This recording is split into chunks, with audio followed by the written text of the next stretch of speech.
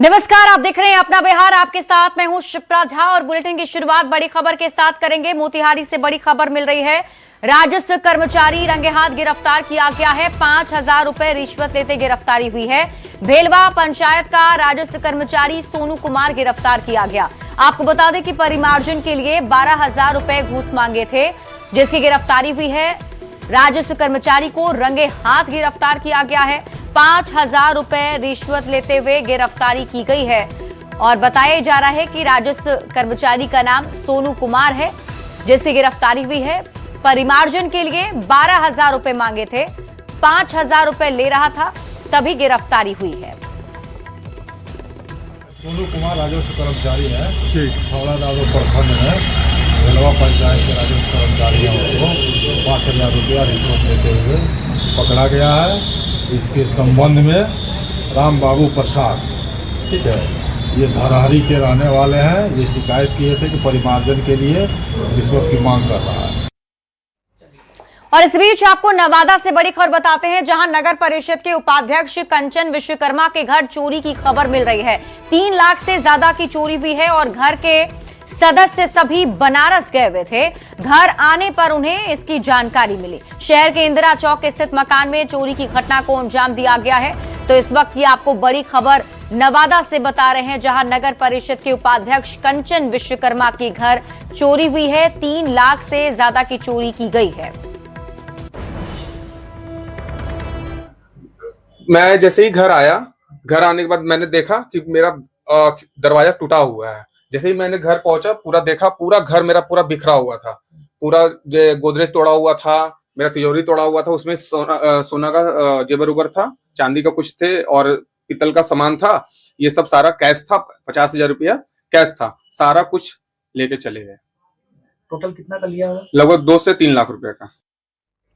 भागलपुर से बड़ी खबर है। भर भरा कर गिर गया जर्जर भवन। परिवार के 3 लोग इसमें घायल हो गए हैं। मामला नाथनगर प्रखंड क्षेत्र का है, जहां हरिजन टोला में सामुदायिक चौपाल का जर्जर भवन भर भरा कर गिर गया, जिसमें एक ही परिवार के 3 लोग दबकर घायल हो गए हैं। घायलों को ग्रामीणों की मदद से बाहर निकालकर अस्पताल भेजा गया। घायलों में एक महिला और 2 बच्चे शामिल हैं। ग्रामीणों का कहना है कि भवन के छत के ऊपर महिला अपने बच्चों के साथ उपले बना रही थी, तभी भवन ढह गया।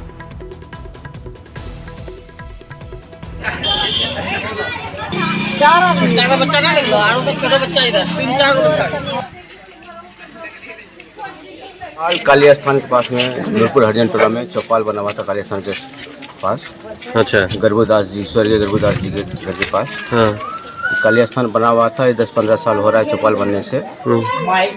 इस छत के ऊपर या छत के नीचे बैठे हुए थे, आंख से हम नहीं देख पाए। हमारी बहन पुतहू थी, तो पूरा छत ही ढह गया, ऊपर से लेकर नीचे तक ढह गया। अच्छा, कितने लोग घायल हुए इसमें? इसमें 2 बच्चे, 1 महिला घायल। बहुत जर्जर हो गया था, गिरने का स्थिति हो गया था। हम लोग बहुत प्रतिनिधि सबको हम लोग बोले, लेकिन कोई प्रतिनिधि सब आज तक कोई ध्यान नहीं दिया। हम लोग बोलते बोलते थक गए। आज ऐसा घटना अनहोनी हुआ कि बच्चा, एक लेडीज, 2 उसके नीचे गिर गया, चोट वोट लगा है।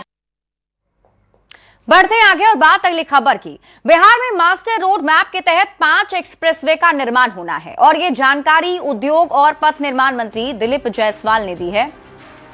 दिलीप जायसवाल ने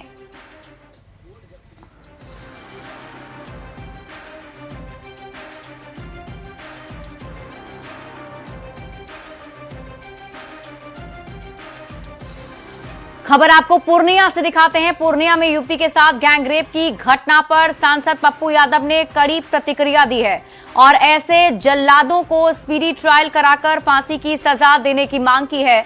उन्होंने आरोप लगाया कि अपराधियों में पुलिस और कानून का खौफ खत्म हो चुका है।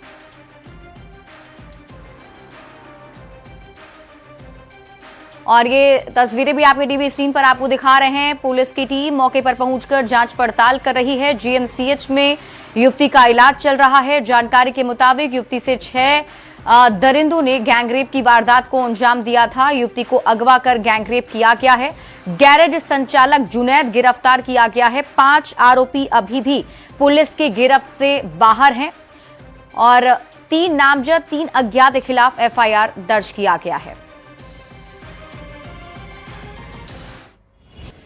पूर्णिया के डगरवा में 6 दरिंदों ने मिलकर एक 24 साल की युवती के साथ गैंगरेप की घटना को अंजाम दिया है और उन दरिंदों ने युवती के साथ पहले बलात्कार किया, उसके बाद उनके साथ मारपीट भी किया। युवती ने जो एफआईआर करवाया है उसके तहत उन्होंने कहा कि जो मोहम्मद जुनैद ने उसको अगवा किया था और मोहम्मद जुनैद, मोहम्मद इरफान और मोहम्मद जुनैद के गाड़ी का ड्राइवर इस्ताबर ने मिलकर उनके साथ बलात्कार किया। इसके अलावा 3 अन्य लोग भी थे। कुल 6 लोगों ने बारी बारी से उनके साथ दुष्कर्म की घटना को अंजाम दिया है और फिर उसका शराब के नशे में जुनैद सो गया। फिर पीड़िता ने उसी के मोबाइल से पुलिस को 112 पर कॉल किया और उसके बाद पुलिस मौके पर पहुंची है और घटना स्थल से ही जुनैद को गिरफ्तार किया है। फिलहाल पुलिस पूरे मामले की जांच कर रही है। इस बाबत एसपी से भी हमारी बात हुई। एसपी ने कहा कि कुल 6 लोगों पर प्राथमिकी दर्ज की गई है, जिसमें 3 नेम्ड और 3 अज्ञात है और फिलहाल इसकी जांच की जा रही है। पीड़िता की हालत भी काफ़ी ख़राब है, उनका इलाज चल रहा है। हालांकि पुलिस मामले की तफ्तीश में जुटी हुई है। कुमार प्रवीण, न्यूज़ 18 पूर्णिया। तो सहयोगी कुमार प्रवीण की आप ये रिपोर्ट देख रहे थे, जिन्होंने बताया कि फिलहाल पुलिस की टीम इस पूरे मामले को लेकर काफी ज्यादा एक्शन में है और ये भी कहा जा रहा है कि जल्द से जल्द जो 5 फरार आरोपी हैं उसे भी गिरफ्तार कर लिया जाएगा। एक जो इसे मास्टरमाइंड बताया जा रहा है उसे गिरफ्तार कर लिया गया है, जिसका नाम जुनैद बताया जा रहा है और पुलिस की टीम आगे के मामले की जांच पड़ताल में जुटी हुई है। जीएमसीएच में इधर पीड़िता का इलाज चल रहा है। लेकिन इस गैंगरेप पर कई सुलगते सवाल उठ रहे हैं और न्यूज़ 18 ये सवाल पूछ रहा है, अब तक आरोपियों की गिरफ्तारी क्यों नहीं हुई है? और सवाल ये भी कि एफआईआर में 3 नामजद, तो अब तक एक्शन क्यों नहीं लिया जा रहा है? क्योंकि 3 ऐसे लोगों के नाम हैं जिनका नाम उसमें दाखिल है, तो फिर आखिर उस पर एक्शन क्यों नहीं लिया गया है? सवाल यह भी कि आरोपियों के घर पुलिस ने क्यों नहीं दी है दबिश? और सवाल यह भी पूछा जा रहा है, क्या आरोपी पीड़ित के पहचान वाले थे? और सवाल ये, क्या इन दरिंदों में नहीं है पुलिस का खौफ? आखिर पूर्णिया पुलिस कब दिलाएगी इंसाफ? इंसाफ की मांग को लेकर के लोगों में भी गुस्सा है, लोगों में भी नाराजगी है और प्रशासन से जल्द कड़ी कार्रवाई की मांग की जा रही है। लेकिन ये कुछ सवाल हैं जो इस मामले के सामने आने के बाद उठ रहे हैं कि आखिर 3 नामजद आरोपी हैं तो उनके घर पुलिस ने दबिश क्यों नहीं दी? आखिर पूर्णिया पुलिस कब इंसाफ पीड़िता को दिलाएगी? सवाल ये भी, क्या आरोपी पीड़ित के पहचान वाले थे? और अब आपको ये पूरा मामला बताते हैं कि अब तक इसमें क्या क्या हुआ है। देखिए, 10 जनवरी की रात क्या हुआ इसे आप समझिए। 24 साल की हिंदू युवती को सबसे पहले अगवा किया जाता है।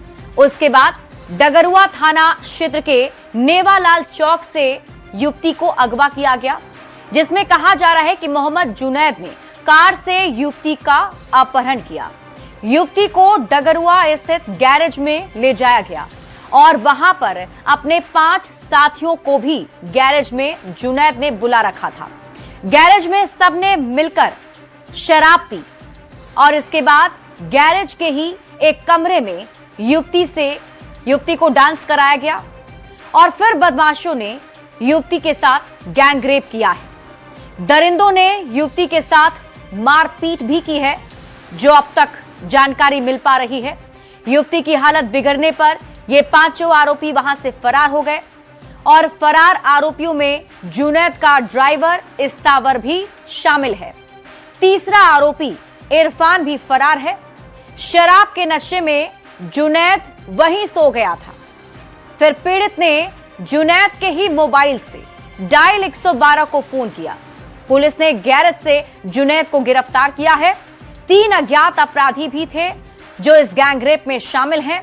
उसके खिलाफ एफआईआर दर्ज किया गया है और अभी जांच पड़ताल जारी है। लेकिन सवाल कई उठ रहे हैं कि आखिर कब तक पीड़िता को इंसाफ दिलाया जाएगा और कब तक पूर्णिया पुलिस इस पर बड़ी कार्रवाई करेगी। बढ़ते हैं आगे और इस वक्त की बड़ी खबर आपको बताते हैं। बिहार में मास्टर रोड मैप के तहत 5 एक्सप्रेसवे का निर्माण होना है और ये जानकारी उद्योग और पथ निर्माण मंत्री दिलीप जायसवाल ने दी है। दिलीप जायसवाल ने कहा कि बिहार में रोड मेंटेनेंस पॉलिसी बनाई गई है और सभी जिलों में औद्योगिक विकास के लिए लैंड बैंक बनाया जाएगा, जिसमें 26,000 करोड़ रुपए खर्च किए जाएंगे। फारबिसगंज में बीजेपी की हार पर उन्होंने कहा कि कुछ अपने ही लोगों ने गद्दारी की है, ऐसे लोगों को भगवान भी माफ नहीं करेगा। भारतीय जनता पार्टी की हार हुई है कि अपने ही कुछ लोगों ने विरोध करने का काम किया है और इससे बड़ी कोई गद्दारी नहीं हो सकती है। इस बात को हम लोगों ने माना है। किसी कारण से रोड में गड्ढा होता है, रोड की क्षति होती है, खराब होता है, तो प्रत्येक चौक चौराहे पर मेंटेनेंस पॉलिसी के तहत मोबाइल नंबर रहेगा, जिस पर आप मोबाइल पर आप फोन करेंगे, फोटो खींचकर डालेंगे और जल्द से जल्द उस रोड के गड्ढे को रिपेयरिंग कर दिया जाएगा। सीएम नीतीश कुमार के बेटे निशांत कुमार ने एक बार फिर भोज में शरीक हुए हैं। वे अपने पारिवारिक चिकित्सक और प्रसिद्ध लीवर रोग विशेषज्ञ डॉक्टर राजीव रंजन सिंह के आवास पर रात्रि भोज में शामिल होने के लिए पहुंचे। इस मौके पर निशांत के पारिवारिक सहयोगियों के साथ कहलगांव के विधायक शुभंकर मुकेश, IGIMS के डॉक्टर बिंदे कुमार, डॉक्टर प्रतिपाल सिंह और डॉक्टर अमेश कुमार भी उपस्थित रहे। इस दौरान निशांत ने सभी के साथ फोटो भी खिंचवाई। सियासी अटकलें तेज है कि निशांत खड़मास के बाद सियासत में कदम रख सकते हैं। और ये तस्वीरें आपके टीवी स्क्रीन पर आपको दिखा रहे हैं निशांत कुमार की, जब वो लोगों के साथ वहां मौजूद थे। भोज में शामिल होने के लिए निशांत कुमार पहुंचे थे, जहां उनके साथ कई और लोग भी मौजूद रहे। रात्रि भोज में उन्हें बुलाया गया था और यहां पर मौजूद मेहमानों के साथ निशांत कुमार ने तस्वीरें भी खिंचवाई हैं, जो आपके टीवी स्क्रीन पर आपको दिखा रहे हैं। डॉक्टर राजीव रंजन सिंह के रात्रि भोज में शामिल होने के लिए निशांत कुमार पहुंचे। बढ़ते हैं आगे और बात अगली खबर की। आज कांग्रेस ने चूड़ा दही भोज का आयोजन किया। सदाकत आश्रम में आयोजित चूड़ा दही भोज में प्रदेश अध्यक्ष राजेश राम, प्रेमचंद्र मिश्रा, मदन मोहन झा सहित कई नेताओं और कार्यकर्ताओं ने भाग लिया। कांग्रेस के इस भोज में कई वरिष्ठ नेता नहीं पहुंचे, कोई विधायक भी इस भोज में नहीं पहुंचा। कांग्रेस के इस भोज में सहयोगी दल का भी कोई नेता नहीं पहुंचा। प्रदेश अध्यक्ष राजेश राम ने कहा, खरमास के बाद मकर संक्रांति के साथ शुभ दिन की शुरुआत होती है। शुभ दिन से पार्टी संगठन को मजबूत करने की कोशिश होगी। आज के दिन राजनीति की जरूरत नहीं है।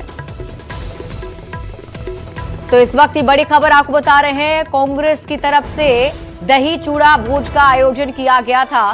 कांग्रेस कार्यालय में सभी कांग्रेस के नेताओं ने दही चूड़ा भोज का आनंद तो लिया, लेकिन खबर यह है कि कोई भी विधायक इस भोज में शामिल नहीं हुआ।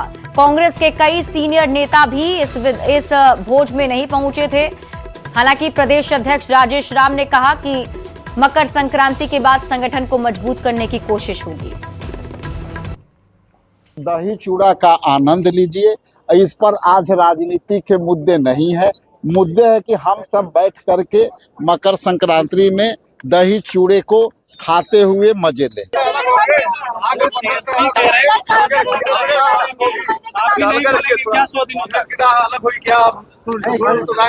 मैंने कहा आज मकर संक्रांति में दही चूड़े खा करके हम लोग हर उन शुभ दिनों का लाभ लेंगे जिसमें हम संगठन को मजबूत करेंगे।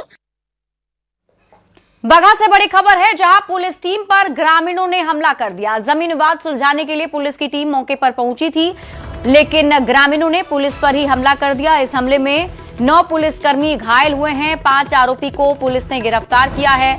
लौकरिया के गोबरिया गांव का यह मामला बताया जा रहा है और पुलिस की टीम मौके पर कैंप कर रही है।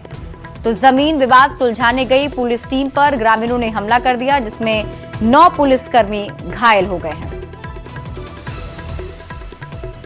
बिहार बीजेपी के अध्यक्ष संजय सरावगी का सिल्क सिटी भागलपुर में जोरदार स्वागत किया गया।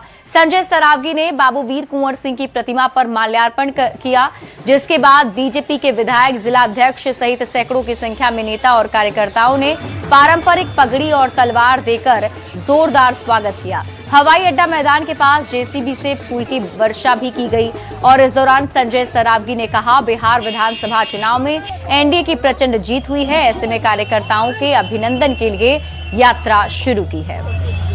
प्रचंड बहुमत से सरकार बनी है तो कार्यकर्ता उत्साहित है और कार्यकर्ता ही सर्वोपरि है। आज एनडीए की सरकार के प्रचंड बहुमत से बनी, संगठन का सरकार से समन्वय रहे।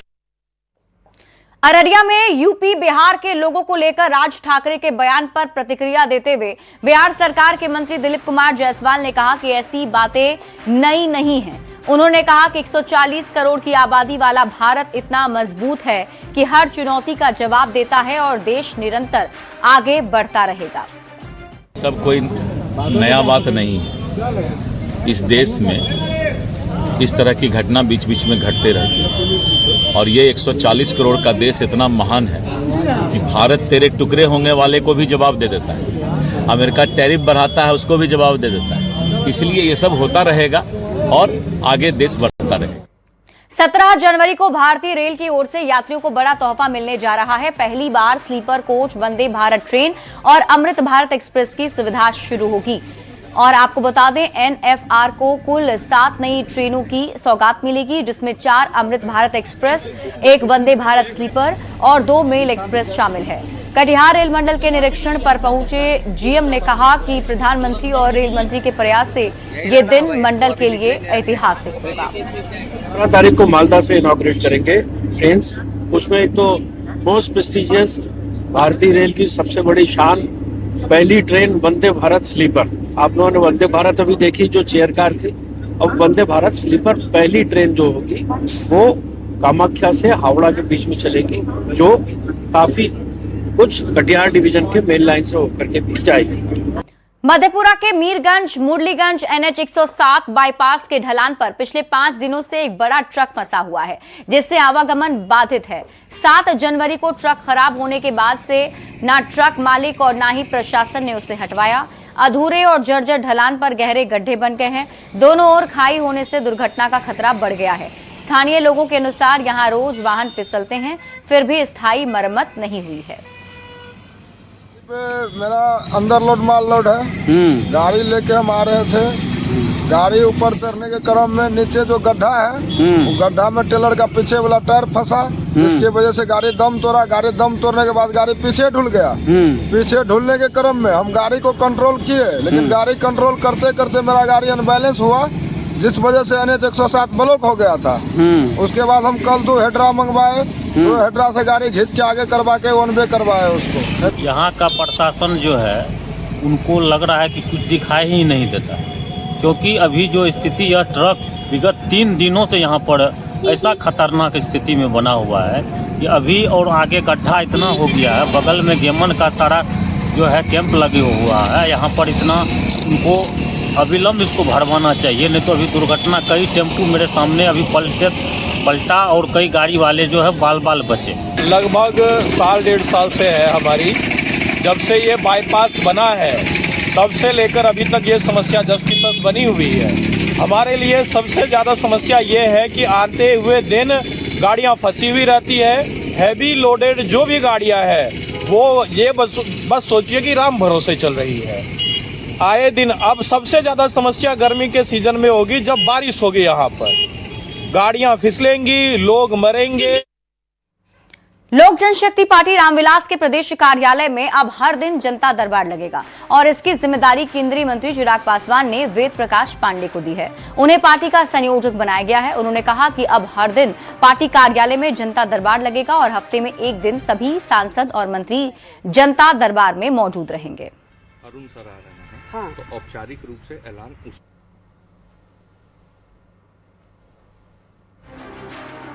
बीजेपी ने जिस तरीके से नितिन नवीन को बीजेपी का कार्यकारी राष्ट्रीय अध्यक्ष बनाया है, ठीक उसी तर्ज पर लोक जनशक्ति पार्टी वेद प्रकाश पांडे को एक बड़ी जिम्मेदारी दी है और पार्टी का संयोजक इन्हें खुद केंद्रीय मंत्री चिराग पासवान ने नियुक्त किया है। जी, सबसे पहले तो मैं अपने पार्टी के राष्ट्रीय अध्यक्ष आदरणीय चिराग पासवान जी को, बिहार प्रदेश के प्रभारी जमुई सांसद आदरणीय अरुण भारती जी को आभार प्रकट करता हूं कि मेरे जैसे एक छोटे कार्यकर्ता को इतनी बड़ी जवाबदेही उन्होंने दी है, और मैं उम्मीद करता हूं कि उस जवाबदेही पे मैं प्रखर होकर के खड़ा उतरूंगा। मतलब सारा रोस्टर आप ही लगाएंगे कि कौन से विधायक कब होंगे, कौन सी मंत्री कब बैठेंगी, सांसद भी यहाँ बैठेंगे समस्याएं सुनने के लिए? जी, अभी उसका प्रारूप तैयार किया जा रहा है। हमारे बिहार के जो प्रभारी हैं माननीय सांसद अरुण भारती जी प्रारूप तैयार कर रहे हैं। आगे जो मुझे जवाबदेही दी जाएगी उस पर मैं खड़ा उतरूंगा और पार्टी का एक साधारण कार्यकर्ता के रूप में मैं खड़ा उतरूंगा। आम लोगों की समस्याएं सुनी जाए और किस विधायक को कब यहाँ आम लोगों के बीच बैठाना है, ये भी सुनिश्चित वेद प्रकाश पांडे ही करेंगे। यानी नए साल में पार्टी बिल्कुल नए तरीके से अपने आप को तैयार कर रही है, मजबूत कर रही है, और साथ ही साथ आम लोगों तक पार्टी उनकी समस्याओं को यहाँ निवारण भी करेगी और उनकी समस्याओं को सुनेगी भी। कैमरामैन अजय दुबे के साथ विनीता मिश्रा, न्यूज 18 पटना। और इसी के साथ इस बुलेटिन में अभी के लिए बस इतना ही। आप देखते रहिए न्यूज 18 बिहार झारखंड।